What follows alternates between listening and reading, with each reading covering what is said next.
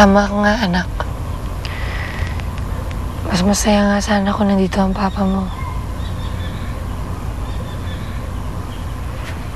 Vivian! Halika, panoorin mo ang balita sa TV tungkol kay April. Halika. Naabutan sa nasabing ospital si Dr. April Salvador ng mga pulis.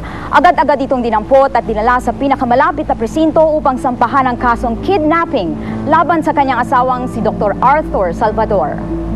Napag-alaman po namin na kaya po nasa ospital si Dr. April Salvador ay sa dahilang isinugod dito ang kanyang ina, ang kilalang cosmetic surgeon na si Dr. Charity Romero. Dahil sa tama ng baril, inaalam pa po ng ating mga reporter kung anong dahilan ng pagkabaril sa kanya. Abangan niyo po ang aming mga susunod na balita hinggil dito. Nasa ospital siya.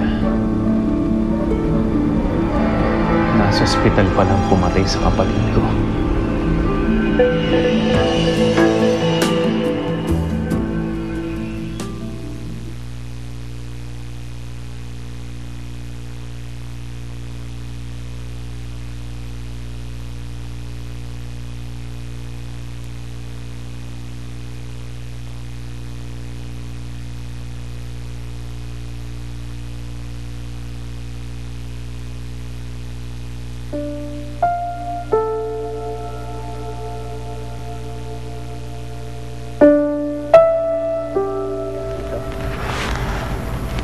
Hindi ba dapat ikatuwa mo na nahuli ng April na yan?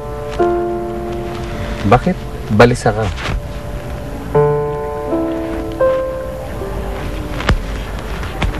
Tay, alam ko naman po na kailangan na talagang makulong ni April eh. Siyempre, para pagbayaran niya lahat ng kasalanan niya. Pero naalala po rin si Arthur. Kung nasaan siya habang nagaganap ang paghuli kay April. Kumusta na siya? Kuligtas siya. Hindi ba yun ang mga nasa isip mo?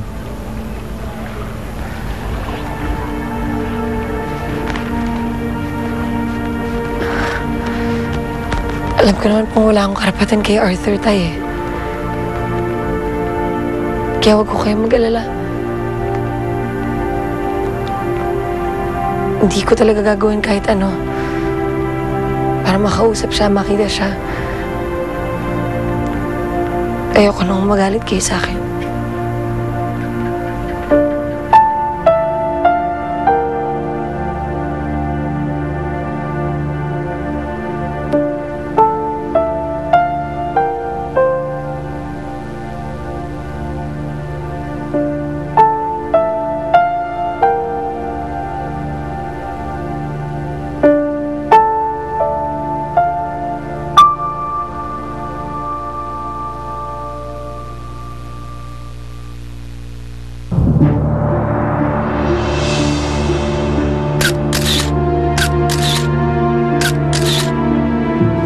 Ganun ho ba?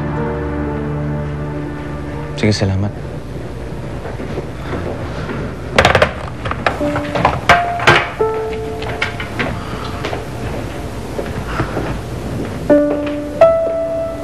Oh, bakit ganyan reaksyon ng mukha mo?